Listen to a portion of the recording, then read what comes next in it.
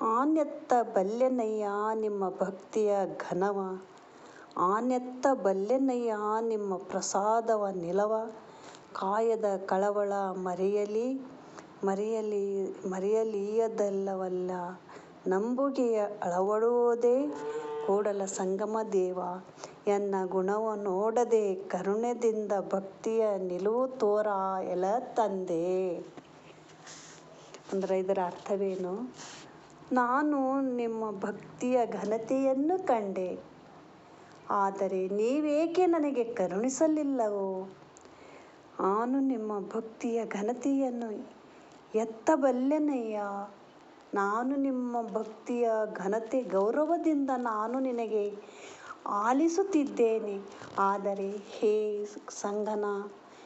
ಸಂಗಮನಾಥ, ಹೇ ಕೂಡಲ ಸಂಗಯ್ಯ, ನನಗೇಕೆ ನೀನು ಆಲಿಸಲಿಲ್ಲವೇ? ನಾನು ನಿಮ್ಮ ಪ್ರಸಾದದ ಉನ್ನತಿಯನ್ನು ಎಷ್ಟರ ಮಟ್ಟಿಗೆ ಬಲ್ಲೆನಯ್ಯ. ನಾನು ನಿನ್ನ ಪ್ರಸಾದದ ಕಣ ಕಣ ಕ್ಷಣದಲ್ಲಿದ್ದೇನಯ್ಯ. ನಾನು ನಿನ್ನ ಪ್ರಸಾದ ನಿನಗೇಕೆ ಬಲ್ಲೆನಯ್ಯ. ನಿಮ್ಮ ಪ್ರಸಾದ ಉನ್ನತ ಎಷ್ಟರ ಮಟ್ಟಿಗೆ ಬಲ್ಲೆನಯ್ಯ. ದೇಹದಲ್ಲಿ ಭ್ರಾಂತಿಯ ಮರೆಯದಿಲ್ಲದಿದ್ದರೆ ಶ್ವಾಸವನ್ನು ದೃಢಗೊಳಿಸುವುದೇ ದೇಹದೊಳಗೆ. ನನಗೆ ಭ್ರಾಂತಿ ಇದೆ. ಆ ಭ್ರಾಂತಿಯನ್ನು ಬಿಡಿಸೋ ಕೂಡಲ ಸಂಗಮ ದೇವ. ವಿಶ್ವಾಸವನ್ನು ನಿನ್ನ ಮೇಲೆ ನನಗೆ ಭಕ್ತಿ, ವಿಶ್ವಾಸ, ಸಹನೆ, ಸಮತೆಯನ್ನು ಇಡುವಂತೆ ನನಗೆ ಕರುಣಿಸೋ ಕೂಡಲ ಸಂಗಮ ದೇವ. ನನ್ನ ಗುಣವನ್ನು ನೀ ಏಕೆ ಅರಿಸುವೆ ಹೇ ಕೂಡಲ ಸಂಗಮ ದೇವ.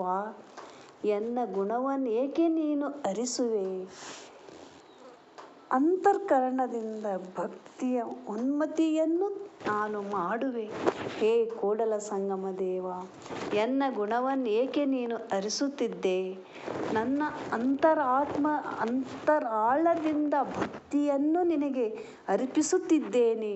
ಆದರೆ ನೀನು ಯಾಕೆ ಓ ಎನ್ನಲಾಗುತ್ತಿದ್ದೆ ಹೇ ಕೂಡಲ ಸಂಗಮ ದೇವ ಅಂತ ಬಸವಣ್ಣನವರು ಸಂಗನಾಥನಿಗೆ ಭಕ್ತಿ ಆತತೆಯಿಂದ ಕೇಳಿಕೊಳ್ಳುತ್ತಿದ್ದಾರೆ.